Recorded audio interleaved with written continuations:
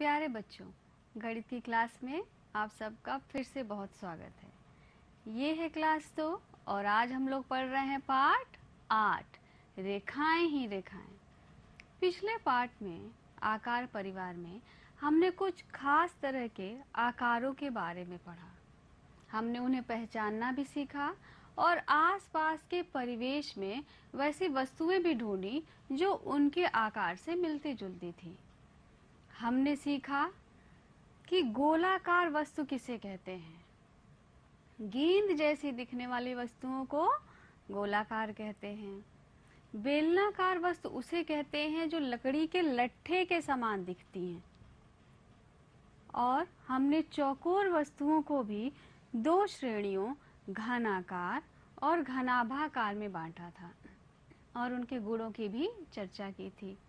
हमने शंक्वाकार वस्तुओं को भी देखा।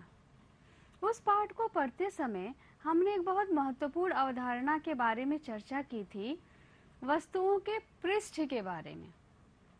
कुछ वस्तुओं के पृष्ठ वक्राकार यानी कि घुमावदार थे और कुछ वस्तुओं के पृष्ठ कैसे थे? वो सीधे थे, समतल थे। यहाँ पर भी कुछ वस्तुएं बनी हैं और हमें उनके पृष्ठ के हिसाब से जो किनारे किनारे रेखा खींची गई है उसे देख के बताना है कि वो जो हिस्सा है वस्तु का वो सीधा है या वो वक्राकार है। सबसे पहले इस पेंसिल और इस तीर को देखिए। अगर पेंसिल के लंबाई के समदिश कोई रेखा खींची जाए तो वो सीधी होगी या घुमावदार होगी? रेखा बिल्कुल सीधी होगी, ठीक है। यानी पेंसिल और तीर कैसे हैं? सीधे हैं। अब इस सिक्के को देखिए। अगर सिक्के के किनारे किनारे हम कोई रेखा खींचे तो वो सीधी रेखा होगी या घुमावदार होगी? वो रेखा होगी घुमावदार, क्योंकि वो वक्र है। देखो टेढ़ी है ना, जैसे मुड़ जाते हैं, तो रेखा क्या हो गई? वो घुमावदार रेखा हो गई। अब इस चूड़ी के किनारे को देखो। चूड़ी का किनारा कैसा होता है? ये भी देखो घुमावदार बना हुआ है ऐसे। तो ये घुमावदार है, इसलिए इसमें इसको भी किस श्रेणी में रखेंगे? घुमावदार की श्रेणी में रखेंगे। सीढ़ी आप सबने देखी है ना, दो तरफ से लकड़ियां होती हैं, बिल्कुल सीधी सीधी लकड़ियां होती हैं और बीच में भी ऐसे सीधी सीधी लकड़ियां जोड़ी गई होती हैं ऐसी। तो ये सीधा होगा या घुमावदार? ये भी होगा सीधा, ठीक है। अब इस जंजीर को और इस रस्सी को देखो। जंजीर यानी कि ये जो माला होती है, देखिए माला कैसी होती है? ऐसी होती है ना। तो जगह जगह अगर हम इसको देखें तो ये कैसी है? क्या ये सीधी लग रही है? नहीं, ये घुमावदार है। और इसी तरह से ये रस्सी का टुकड़ा भी जो है वो भी यहाँ पर किस तरह से रखा हुआ है? इस तरह से रखा है कि वो घुमावदार बना है, इसलिए ये दोनों क्या हैं? घुमावदार हैं।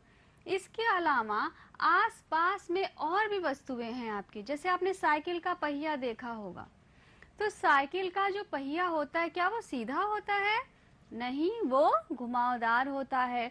टोकरी जिसमें हम फल, सब्जी, आलू रखते हैं या कोई चीज एक जगह से दूसरी जगह ले जाते हैं, अगर उसके ऊपर की रेखा को हम देखें तो वो सीधी होगी या घुमावदार? वो घुमावदार होगी। तखत या बेड जिस पर हम सोते हैं या बैठते हैं, अगर उसके चारों ओर की जो रेखा है उसको हम देखें तो सीधी निकलेगी या घुमावदार? वो सीधी सीधी रेखा होती है। मेज के किनारे किनारे खींची गई रेखा क्या होती है? सीधी सीधी रेखा होती है, ठीक है। ऐसे ही अपने आसपास के परिवेश में जो वस्तुएं हैं उनके किनारों को देख करके सोचिए कि क्या वो सीधी बनी है या घुमावदार। आज की जो हमारी क्लास है इसमें हम रेखाओं से बने चित्रों के बारे में जो है चर्चा करेंगे और उनके गुण को समझने की कोशिश करेंगे। रेखा और रेखाखंड। रेखा को प्रदर्शित करने के लिए यहाँ पर ये एक सीधी लाइन जो बनी हुई है और आप ध्यान से देखेंगे तो देखेंगे इसके दोनों तरफ तीर का निशान बना हुआ है।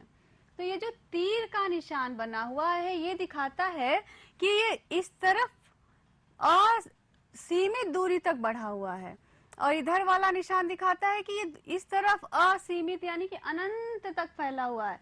यानी इस रेखाखंड की लंबाई को हम नाप नहीं, रेखा की लंबाई को हम नाप नहीं सकते हैं। ठीक है, रेखा की लंबाई क्या होती है? असीमित होती है। असीमित का मतलब जिसकी कोई सीमा नहीं है। और यहाँ दूसरा जो ये लाइन बनी हुई है जिसके किनारे किनारे तीर की जगह दो छोटे छोटे बिंदु बने हुए हैं, देखिए ए और बी। तो ये जो आप देख रहे हैं ये रेखा का एक छोटा सा हिस्सा है, इसलिए हम इसे कहते हैं रेखाखंड। जैसे यहाँ पे एक रेखा खींची हुई है जिसके किनारे किनारे तीर बने हुए हैं, और उस रेखा में से एक छोटा सा हिस्सा हमने यहाँ पर ले लिया है ए बी, ए से लेके बी। तो ए बी क्या है? एक रेखाखंड है। और ये जो बड़ी वाली सी लाइन देख रहे हैं आप, वो क्या है? वो रेखा को प्रदर्शित कर रहा है, असीमित दूरी वाली रेखा। और रेखाखंड की जो दूरी होती है वो क्या होती है? सीमित होती है। जैसे माचिस की तीलियां सबने देखी हैं, माचिस की तीली कितनी होती है? जरा सी छोटी सी होती है। तो उसकी लंबाई क्या हो गई? या उसके समांतर हम रेखा खींचे या लाइन खींचे पेंसिल से तो वो छोटी सी बनेगी ना, तो वो क्या हो गया? रेखाखंड हो गया। ऐसे ही किसी भी वस्तु के किनारे किनारे अगर हम कोई रेखा खींचे और उसकी लंबाई हम नाप लें तो क्या प्रदर्शित करेगा? एक रेखाखंड को प्रदर्शित करेगा। अब हम रेखाखंड जो है दो प्रकार के होते हैं, एक सीधी सीधी रेखा और एक टेढ़ी टेढ़ी रेखा। ठीक है, अब देखो यहाँ पे जो सड़क दिखाई दे रही है वो टेढ़ी मेढ़ी बनी है ना, ऐसी ऐसी ऐसी। ठीक है, तो ये जो टेढ़ी मेढ़ी सड़क बनी है ये किस प्रकार की रेखाखंड को दिखा रहा है? ये टेढ़ी मेढ़ी रेखा है। तो टेढ़ी मेढ़ी रेखा को क्या कहते हैं? वक्र रेखा, घुमावदार रेखा, जिसमें टर्न हो, जिसमें घुमाव हो, उसे हम क्या कहते हैं? वक्र रेखा कहते हैं। जैसे यहाँ जो बिजली का तार रखा हुआ है ये सीधा रखा है? नहीं, ये कैसा रखा है? टेढ़ा मेढ़ा रखा है। तो टेढ़ा मेढ़ा माने ये वक्र रूप में रखा गया है। ठीक है, बहुत सारी चीजें होती है जो सीधी सीधी होती है। जैसे देखो ये पेन है, तो पेन क्या है? ये बिल्कुल सीधा सीधा है ना। तो इसके लंबाई के समदिश अगर हम रेखा खींचे तो क्या हो जाएगी? सीधी रेखा। हम सीधी रेखा को ही सरल रेखा भी कहते हैं। अब आगे के जो चित्र हैं, स्लाइड हैं, उसमें हम रेखा खंडों को खींच करके उनको दो श्रेणियों में बांटेंगे, देख करके पहचान करके कि वो वक्र रेखा है या वो सीधी रेखा है। जैसे एक बटन है, बटन के चारों ओर अगर रेखा खींची जाए तो वो कैसी रेखा हो जाएगी? सीधी होगी? नहीं, वो वक्र रेखा यानी घुमावदार रेखा होगी। ठीक है ना, बटन गोल गोल बना होता है तो उसके चारों ओर रेखा खींचेंगे तो वो वक्र यानी घुमावदार रेखा होगी। पेंसिल की लंबाई यानी कि इसके समदिश अगर रेखा खींची जाए तो क्या ये घुमावदार है या सीधी सरल रेखा है? ये एक सीधी रेखा है, तो इसे सीधी रेखा की श्रेणी में हम ले जाएंगे। प्लेट आप सबने देखी है, हम लोग रोज ही प्लेट का प्रयोग करते हैं, थाली का प्रयोग करते हैं। तो प्लेट और थाली के चारों ओर जो रेखा होती है, या प्लेट और थाली को उल्टा करके अगर हम उसके चारों ओर एक रेखा खींचे तो वो सीधी होगी या घुमावदार होगी? बिल्कुल ठीक, वो घुमावदार यानी कि एक वक्र रेखा मिलेगी। किताब है, किताब की लंबाई, ये किताब की लंबाई हो गई, और किताब की चौड़ाई, ये किताब की चौड़ाई हो गई। तो ये जो दो रेखाएं हमें मिली, तो क्या ये घुमावदार है या सीधी है? अलग अलग। ये सीधी सरल रेखा है तो हम इसे सीधी रेखा के श्रेणी में रखेंगे। मोमबत्ती सबने देखी है, हम सब प्रयोग करते हैं मोमबत्तियों का। मोमबत्ती की लंबाई के समदिश रेखा, यानी ये मोमबत्ती है तो ये इसकी क्या हो गई? लंबाई हो गई। तो लंबाई के समदिश अगर हम कोई रेखा खींचेंगे तो घुमावदार होगी या सीधी होगी? वो एक सीधी रेखा होगी, तो हम उसे सीधी रेखा की श्रेणी में रखेंगे। ऐसे ही आसपास जो कुछ भी आपको दिखाई दे रहा है, जहां भी आप बैठे हैं, कुछ चीजें आपको जरूर आसपास दिखाई दे रही होंगी। तो उसमें जो उनके किनारे हैं उन पर बन रही रेखा को आप सीधी और घुमावदार रेखा की श्रेणी में रखने की कोशिश करिए। ऐसे ही जब हम अंग्रेजी भाषा के या फिर जब हम लिखते हैं, कैपिटल ए लिखा, आपने बी लिखा, तो जब आप लिखते हैं तो उसमें भी हम क्या करते हैं, रेखाओं का प्रयोग करते हैं। ठीक है, अगर हमें ए लिखना हो तो हम क्या करेंगे, हम एक सीधी रेखा बनाएंगे, फिर एक और सीधी रेखा बनाएंगे, एक और सीधी रेखा ऐसे बना दी। तो आप जब लिखते हैं तब भी हम रेखाओं का प्रयोग करते हैं। जैसे आपको बी लिखना हो तो आप क्या करते हैं, एक ऐसी रेखा बनाई सीधी और दो वक्र रेखाएं बना दी, तो ये वक्र रेखा हो गई। तो अब से जब आप लिखें तो आप अपने ध्यान में रखें कि अब हम ये सीधी रेखा खींच रहे हैं, अब हम ये वक्र रेखा खींच रहे हैं, ताकि आप इन्हें ज्यादा से ज्यादा देख सके, ज्यादा से ज्यादा समझ सकें। आगे 3 रेखा खंड बने हुए हैं। अब इनका प्रयोग करके हम एक चित्र बनाएंगे और वो जो चित्र होगा वो ज्यामिति का एक बहुत प्रमुख जो है आकृति होती है, जिसे हम त्रिभुज कहते हैं।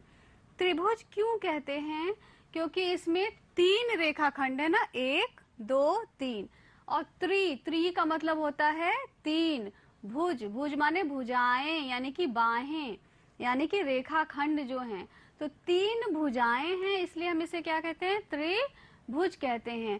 त्रिभुज सिर्फ इसी तरीके से नहीं बना सकते, त्रिभुज को हम और भी तरीकों से बना सकते हैं, लेकिन उसमें 3 ही रेखाओं का प्रयोग होगा। त्रिभुज किसे कहते हैं, 3 भुजाओं से बनी बंद आकृति को। बंद आकृति का क्या मतलब है, बंद आकृति का मतलब है कि इस आकृति के अंदर कोई भी चीज प्रवेश नहीं कर सकती है। देखो हर जगह से बंद है ना, कहीं से भी खुली नहीं हुई है, तो इसे कहते हैं बंद आकृति। अगर हम 3 रेखाओं का प्रयोग ऐसे, ऐसे और ऐसे कर लें तो वो एक त्रिभुज नहीं कहलाएगा, क्योंकि ये बंद आकृति नहीं है। त्रिभुज तब बनेगा जब तीनों रेखाओं का इस तरह प्रयोग करें कि वो एक बंद आकृति का निर्माण कर लें। ठीक है, त्रिभुज के कुछ गुण देखेंगे हम। त्रिभुज में भुजाएं कितनी थी, यानी कि रेखाखंड कितने प्रयोग किए थे, 1 2 और 3 रेखाखंड, यानी कि 1 2 3 भुजाएं थी। कोने कितने थे, कोने क्या हैं, जब 2 रेखाखंड मिले ऐसे त्रिभुज में, देखो ये एक रेखाखंड है और ये दूसरा है, तो जब ये दोनों मिल गए जहां पर, उसी बिंदु को हम त्रिभुज का शीर्ष या त्रिभुज का कोना कहते हैं। तो 3 रेखाएं हैं तो वो 3 जगहों पे मिलेंगी, इसलिए त्रिभुज में 3 कोने होते हैं, यानी कि 3 शीर्ष होते हैं। तो कोना नंबर 1, कोना नंबर 2 और कोना नंबर 3, यानी शीर्ष 1, शीर्ष 2, शीर्ष 3। तो त्रिभुज में क्या है, भुजाओं की संख्या कितनी लिख दें, 3, और कोनों की संख्या कितनी लिख दें, 3। यानी त्रिभुज 3 भुजाओं से बनी एक बंद आकृति है जिसमें 3 शीर्ष होते हैं। अब यहाँ जो है 2 चित्र बने हुए हैं जिनका आकार त्रिभुज से मिलता जुलता है, इसीलिए उन्हें क्या कहते हैं, त्रिभुजाकार आकृतियां। अब ये समोसा देखो, अगर आप देखेंगे ध्यान से तो आपको इसमें भी 3 रेखाखंड दिखाई देंगे, 1 2 और ये 3 रेखाखंड हुए ना। तो ये 3 रेखाखंड हो गए, तो ये क्या बना रहा है, एक त्रिभुज की आकृति बना रहा है, तो ये त्रिभुजाकार आकृति है। इसी प्रकार ये जो झंडियां बनी है, अगर आप ध्यान से देखें, हर एक झंडी का आकार इस प्रकार का है, तो ये क्या बना रही हैं, त्रिभुज बना रही हैं। ऐसी और भी बहुत सी चीजें हम आसपास देखते हैं जिनमें त्रिभुज का आकार बहुत स्पष्ट रूप से दिखाई देता है। ऐसी चीज को पहचानिए और आप उनके नाम को याद भी करें और अपने दोस्तों से भी पूछें। आगे रेखाखंड से बने एक नए चित्र को हम लोग देखेंगे। त्रिभुज में हमने 3 रेखाखंडों का प्रयोग किया था। अब हमें यहाँ पे क्या करना है, एक माचिस की डिबिया लेनी है आपको। माचिस की डिबिया को कागज पे रखेंगे और इसके चारों ओर पेंसिल से लाइन खींच देंगे। क्या करना है, माचिस की डिबिया को कागज पे रखिए और चारों ओर पेंसिल से लाइन खींच दीजिए, रेखा बना दीजिए। तो कैसी आकृति बनेगी, कुछ ऐसी आकृति बन जाएगी। देखिए, अब इसमें बताइए कितनी भुजाएं हैं, 1 2 3 4। कितनी भुजाएं हैं, 4 भुजाएं हैं। ठीक है, तो ये एक 4 भुजाओं से बनी हुई बंद आकृति है जिसे हम कहते हैं आयत। आयत की कुछ विशेषताएं होती हैं। इसमें आमने सामने की भुजा, आमने सामने की भुजा का मतलब जैसे इसकी ऊपरी सतह क्या है, आयताकार है। आमने सामने की भुजा का मतलब ये वाली भुजा के सामने कौन सी भुजा है, ये वाली भुजा है। तो ये हो गई आमने सामने की भुजाएं। और इस वाली भुजा के सामने कौन सी भुजा है, ये वाली। तो ये जो आमने सामने की भुजाएं हैं आपको बराबर दिख रही हैं। त्रिभुज आयत में आमने सामने की भुजाएं समान होती, यानी वो एक बराबर लंबाई की होती हैं। ठीक है, और ये आयत की लंबाई होती है, ये आयत की चौड़ाई कहलाती है। आयत की लंबाई चौड़ाई से ज्यादा है या कम है, कैसा लग रहा है आपको देखने पे, लंबाई ज्यादा है या चौड़ाई, लंबाई चौड़ाई से ज्यादा है। यानी आयत में लंबाई चौड़ाई से अधिक होती है। तो आयत किसे कहते हैं, एक बार ध्यान से सुन लीजिए। 4 रेखाखंडों से बनी बंद आकृति जिसमें आमने सामने की भुजाएं बराबर हों और जिसकी लंबाई चौड़ाई से अधिक हो, उसे हम आयत कहते हैं। ब्लैक बोर्ड हम सब प्रयोग करते हैं। ब्लैक बोर्ड कैसा है, ये भी एक आयताकार है, यानी कि इसका आकार कैसा, आयत के समान है। इसकी आमने सामने की भुजाएं देखिए बराबर हैं। ये वाली भुजा इसके बराबर है और ये वाली भुजा इसके बराबर है। आमने सामने की भुजाएं बराबर हो गई और लंबाई चौड़ाई से अधिक है। तो ये एक क्या बना रहा है, एक आयत बना रहा है। इस दरवाजे को देखिए, आपने भी अपने घर में दरवाजे देखे होंगे, खिड़कियां देखी होंगी, बेड देखे हैं, मेजें होती हैं, ये सब क्या हैं, आयताकार हैं। और सब में आयत का ये गुण जो है आप देख सकते हैं कि आमने सामने की भुजाएं, ये भुजा बराबर है इसके, ये भुजा बराबर है इसके। ठीक है, बराबर है। और जो आयत की लंबाई होती है वो चौड़ाई से अधिक होती है। ये ईंट देखिए, ईंट की भी जो ऊपरी सतह है, ये वाली सतह जो आप देख रहे हैं, ये किस आकार की है, आयताकार है। इसमें भी लंबाई चौड़ाई से अधिक है और आमने सामने की भुजाएं बराबर हैं। ठीक है, आयत में कितने कोने हैं, 1 2 3 4 कोने हैं। आयत में कितने कोने हैं, 4 कोने हैं। 4 भुजाएं 4 जगहों पे मिल रही हैं, इसलिए आयत के कोने हो गए 4। अब आगे आप देखेंगे कि आयत का ही एक विशेष गुण या एक विशेष केस होता है जिसमें चारों भुजाएं बराबर हो जाती हैं। अभी हम लोग आयत जब पढ़ रहे थे तो उसमें हमने कहा लंबाई का मान चौड़ाई से अधिक होता है। ये एक ऐसा आयत आप यहाँ देख रहे हैं जिनकी चारों भुजाएं क्या हैं, बराबर हैं। ठीक है, ऐसा आयत जिसकी चारों भुजाएं एक समान हो वो क्या कहलाता है, वर्ग कहलाता है। आकृतियां जिनका ऐसा गुण है वो क्या कहलाती हैं, वर्गाकार कहलाती हैं। जैसे अगर आप इस रूबिक को देखें तो रूबिक में भी 1 2 3 4 भुजाएं हैं और चारों की लंबाई समान है। तो इसकी ये वाली सतह क्या है, वर्गाकार है। इसी प्रकार ऊपर की सतह भी वर्गाकार है। हर तरफ का जो पृष्ठ है रूबिक का वो क्या है, वर्गाकार है। ऐसे ही अगर हम पासा, जिससे आप लूडो खेलते हैं, उसकी सतहें देखें तो उनकी सतहों की भी चारों भुजाएं, यानी इस वाली सतह की भी चारों भुजा बराबर होगी, इसकी भी चारों भुजाएं बराबर होंगी, इसकी भी चारों भुजाएं बराबर होंगी, पीछे वाली सतह की भी चारों भुजाएं बराबर होंगी। यानी हर सतह कैसी है? वर्गाकार है। यहाँ एक खिड़की बनी हुई है और ये खिड़की इस प्रकार से बनी है कि इसकी चारों भुजाओं की लंबाई क्या है? समान है। तो ये क्या हो गया? वर्ग हो गया। यानी एक ऐसा आयत जिसकी चारों भुजाएं बराबर होती हैं क्या कहलाता है? वर्ग कहलाता है। और आयत के समान ही इसकी 4 भुजाएं और 4 कोने होते हैं। ठीक है। अब आगे हम घुमावदार चीजों के बारे में बात करेंगे, जैसे पहिए हैं या चूड़ी है या फिर सिक्का है। यहाँ देखिए 1 रुपए का सिक्का बना है और हमें क्या करना है कि पेंसिल लेकर के इसके चारों ओर पेंसिल से हमें लाइन खींचनी है। तो जब हम इसके चारों ओर लाइन खींचेंगे तो हमें कैसी आकृति मिल जाएगी? ऐसी आकृति मिल जाएगी घुमावदार। और इस घुमावदार आकृति को हम क्या कहते हैं? वृत्त कहते हैं। वृत्त क्या है? सिक्के जैसे आकार की। सिक्के जैसे आकार की और कौन सी चीजें हैं?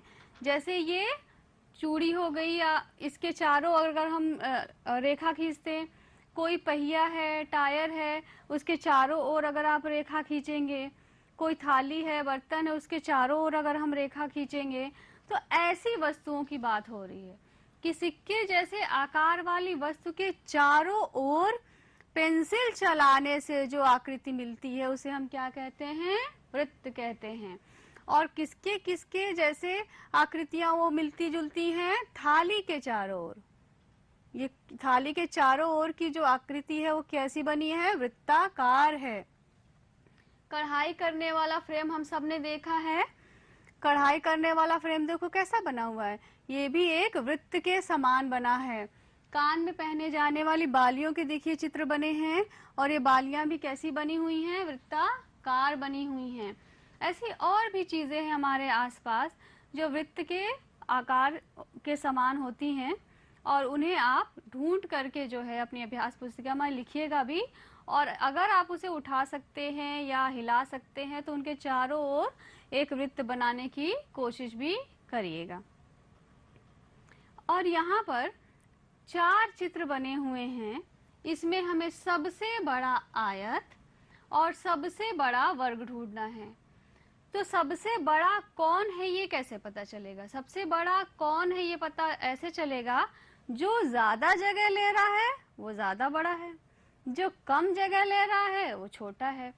तो यहाँ पर हमें सबसे पहले ये देखना है कि आयत कौन कौन से हैं और वृत्त कौन और वर्ग कौन कौन से हैं। ये आकृति की चारों भुजाएं बराबर हैं तो ये क्या हो गया? वर्ग बन गया। क्या इसकी चारों भुजाएं बराबर हैं? नहीं, इसमें चारों भुजाएं बराबर नहीं हैं। आमने सामने की भुजाएं बराबर है, यानी ये वाली भुजा बराबर है इसके और ये वाली भुजा बराबर है इसके। इसके अलावा लंबाई जो है वो चौड़ाई से अधिक है, तो ये क्या है? ये एक आयत है। इसी प्रकार तीसरा चित्र देखिए। हाँ, तीसरे चित्र में चारों भुजाएं बराबर हैं तो ये क्या बन गया? एक वर्ग। और इसी के समान इसमें भी आमने सामने की भुजाएं बराबर हैं और लंबाई चौड़ाई से अधिक है तो ये क्या बन गया? आयत। हमारे पास 2 आयत हैं और 2 वर्ग हैं। हम आयत की तुलना आयत से करेंगे और वर्ग की वर्ग से। वर्ग 1 बड़ा लग रहा है या वर्ग 3? बहुत आसान है, वर्ग 3 बड़ा है। क्यों? क्योंकि वो ज्यादा जगह ले रहा है। इसी प्रकार तो हम इसको लिखेंगे कैसे? वर्ग 3 बड़ा है वर्ग 1 से। ये हम बड़ा छोटा लिखना पहले सीख चुके हैं ना छोटी बड़ी संख्याओं में, तो उस चिन्ह का हम लोग यहाँ पर प्रयोग करके लिखेंगे कि वर्ग 3 वर्ग 1 से बड़ा है। आयत 4 आयत 2 से बड़ा है तो लिखेंगे चौथा जो आयत है वो बड़ा है आयत 2 से।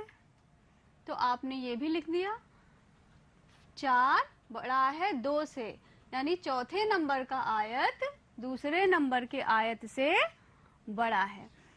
ठीक है, वस्तुओं को देख करके उनके छोटा होना बड़े पता लगाने का तरीका हम लोग पहले ही के ही क्लासेस में सीख चुके हैं।